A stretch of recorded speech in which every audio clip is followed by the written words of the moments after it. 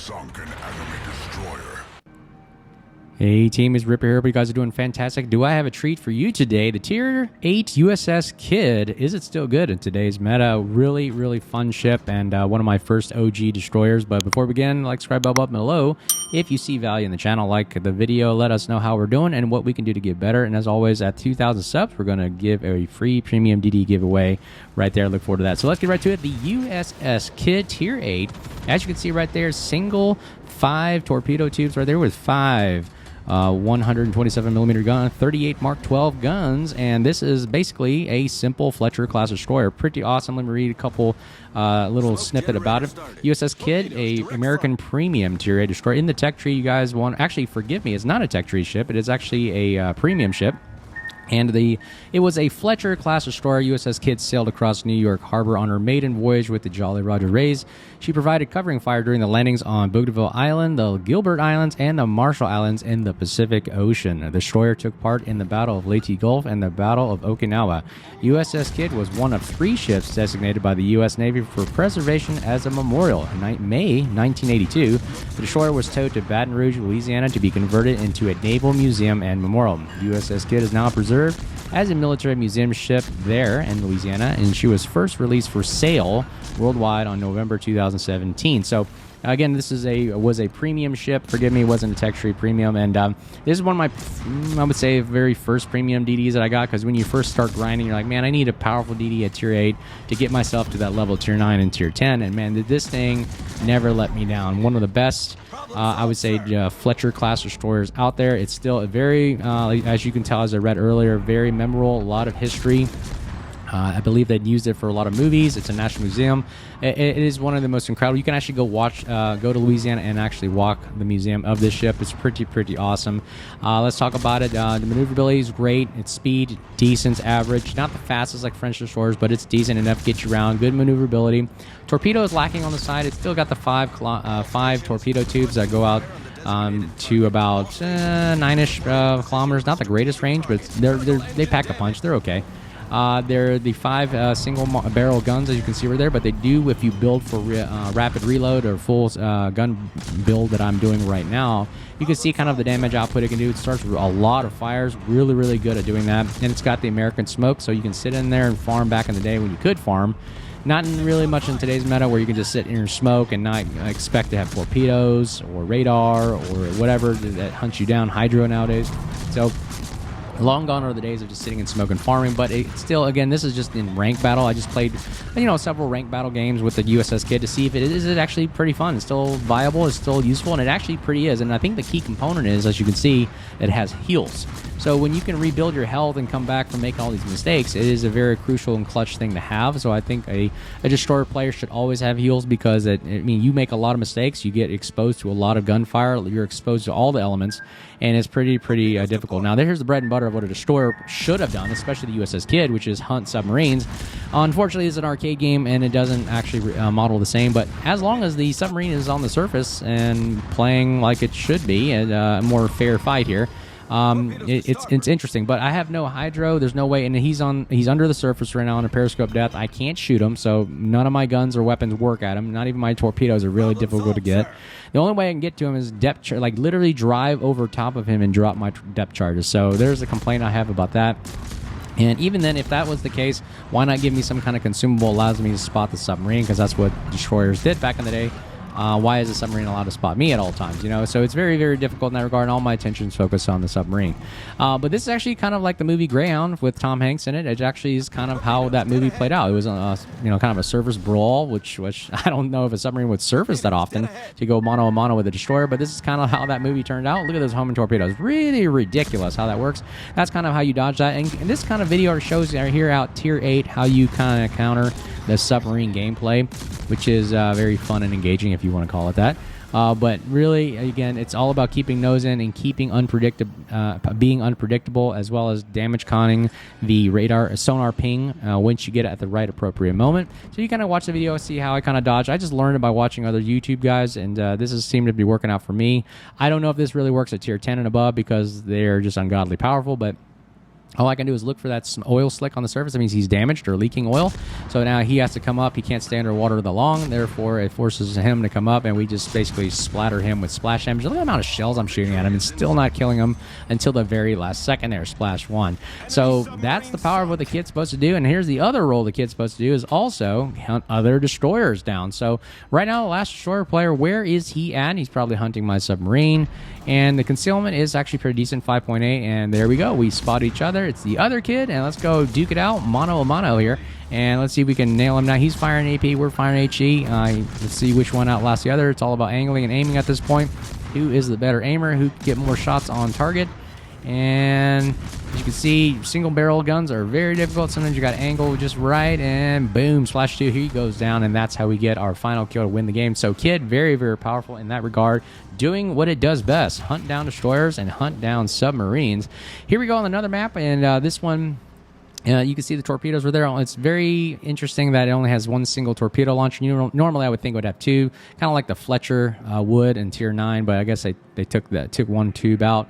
And still viable though. I mean, you can take a look at this. So I normally just fire a spread right into the cap here just to make sure I kind of have some kind of defense and offense capabilities while I'm going to the back of the cap to cap, because I'm trying to play conservative. I don't want to rush to my death.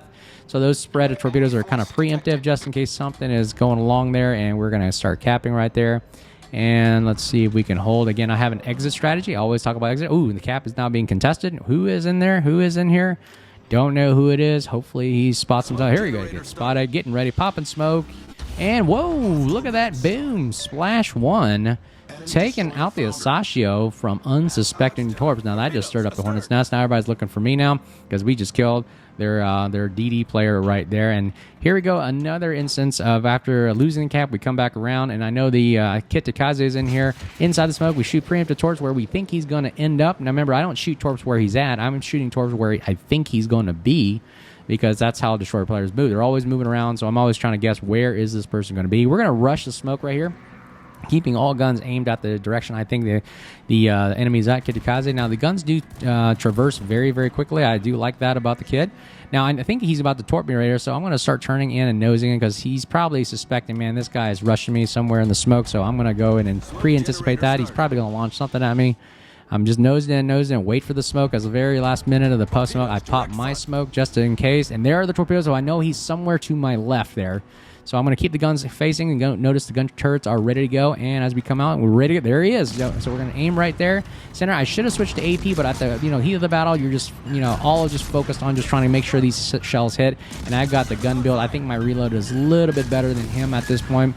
And let's see if we can knock out everything we can, knock out his engines, and we get the kill. There it is, Splash 2. He goes down, eliminating the destroyer player. And I think that's the rest of the game right there, and we ended on a good note. Next battle here is interesting because most of my team goes to Alpha Cap. We are just by ourselves with a cruiser behind us, and it's going to basically be me spotting and keeping and holding this eastern flank right here and making sure they don't outflank my team and take the cap. But what do I like about the kid? Another thing the kid has really well, especially in today's meta, is the AA. I know AA is trash, but just like on their website claims that the AA is actually fairly decent even without defensive fire. And you notice defensive fire is selected there, and I'd use that there because the majority of games nowadays, especially in ranked, are CV players. So carriers are predominant in the game nowadays, and I don't know why it is. It's just a lot of players like playing the CV role, so we make sure we have the defensive fire. But you know what? The AA is pretty decent, and I think the USS Kid can hold its own. Back in the day, they used to have the kid rolling kid thing where they have two kids with a gunboat or something, or a Kleber or something. They would rush down the CV and go hunt it. I think it made it the internet and went viral, and it was pretty crazy, and people were starting complaining it's overpowered and this is impossible to defend against, and that's the point. I mean, you have to have some kind of defense against carriers. And do we get this guy in? Boom, another devastating strike. Again, kid torpedoes and the guns are pretty menacing against other destroyers, and I'm just showing you what the capabilities of. And man, USS Kid, really powerful, still good in today's meta, still surviving strong because of the heals, because of the fast firing guns, the long duration smoke. It can hold itself on the AA. aspect. Even though AA is trash, it still does a number on the enemy CV carrier player, and of course, as you can see, it supposedly can hunt down submarines like you saw I did earlier. Again, that's a very dangerous game to play, especially if you're by yourself. But again, if you have support and you can hunt down a destroyer player in your own kind of area, which most submarine players do, they kind of like to go in our spawn. You can hunt down those pesky submarine players as best you can. But again, I don't recommend it in tier 9 and above, because man, when you go to hunt down a submarine, you're exposing yourself, you're getting shotgunned, and again with radar and everything out there nowadays, you're risking the death of your ship because you're exposing yourself to way too much enemy fire, and your destroyer just cannot absorb that much firepower, especially all you did was try to drive over a submarine and depth charge. So again, not, I would say, the greatest of the submarine hunters, but this is one top up there. And I would recommend Wargaming actually put some kind of consumable that allows the kid could actually go hunt submarines like it did back in the day in true history and true fashion. So that's what I think. Now, you're going to see the display of the power of the guns.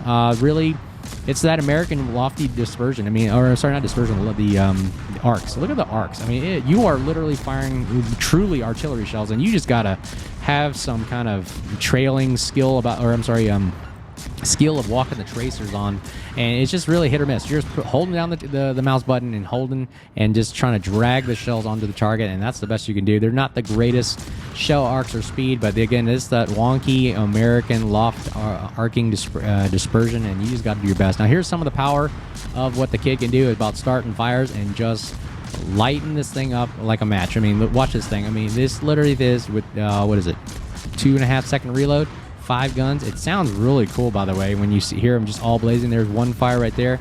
It dodges shells pretty decent if you can juke and throttle juke back and forth and maneuver. I mean, this thing is a small ship, but again, I don't know about RNG. I don't control that aspect of the game. He's still getting nice licks on us, but you know what? We're just going to keep on fighting. We put out that fire. We're getting shot out from the other cruiser.